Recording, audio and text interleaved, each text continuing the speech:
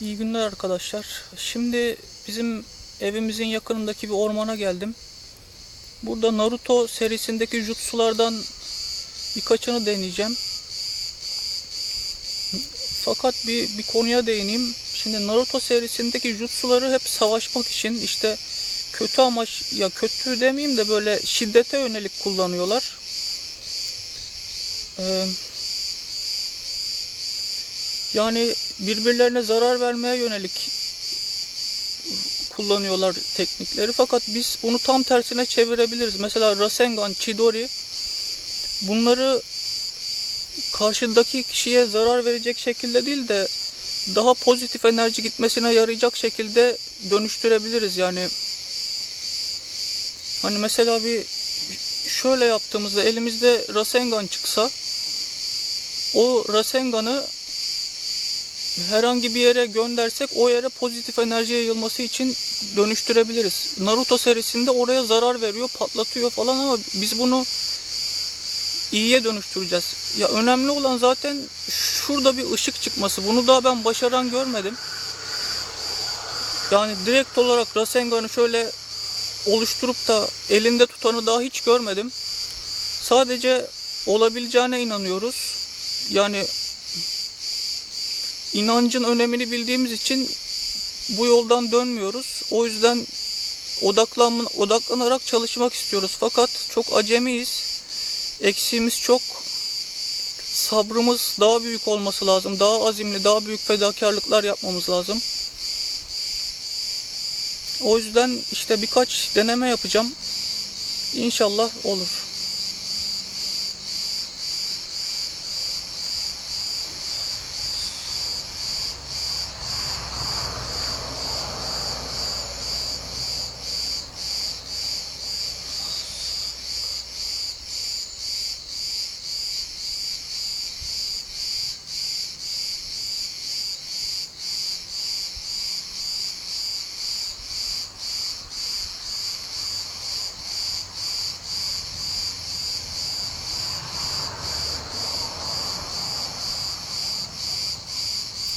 İşte anca bu kadar yapabiliyoruz.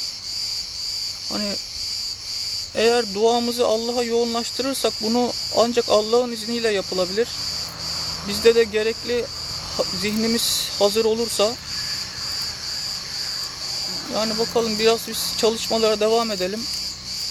Önemli olan zaten bu yolda beyin üzerine çalışmak değil mi zaten? Yani Rasengan yapıp kimseye gösteriş falan ve benzeri yapmıyoruz.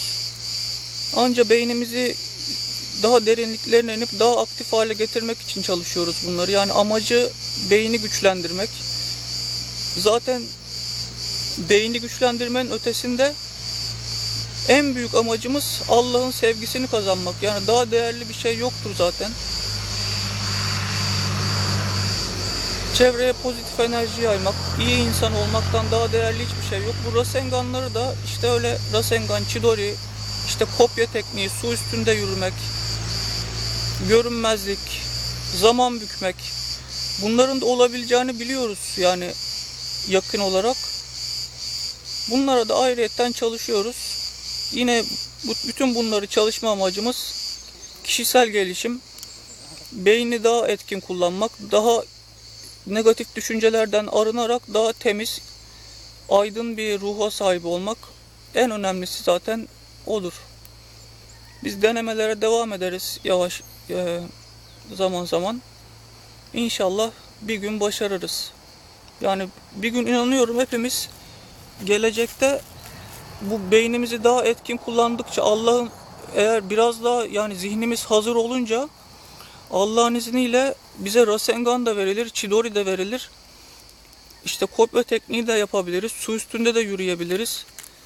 Bunları, önemli olan zihnimizin hazır olması. Allah izin verirse imkansızlık diye bir şey yoktur. Kur'an'da yazdığı gibi. Biz Kur'an'a inanan insanlarız. Yani inancımız gereği bu konularda da çalışmaya çalışıyoruz. İnşallah başaracağız yani. Gelecekte çok daha gelişeceğiz. Reptilyanlar kadar üstün zekaya sahip olacağız inşallah. Hepinize selamlar, saygılar. İnşallah herkes başarılı olur.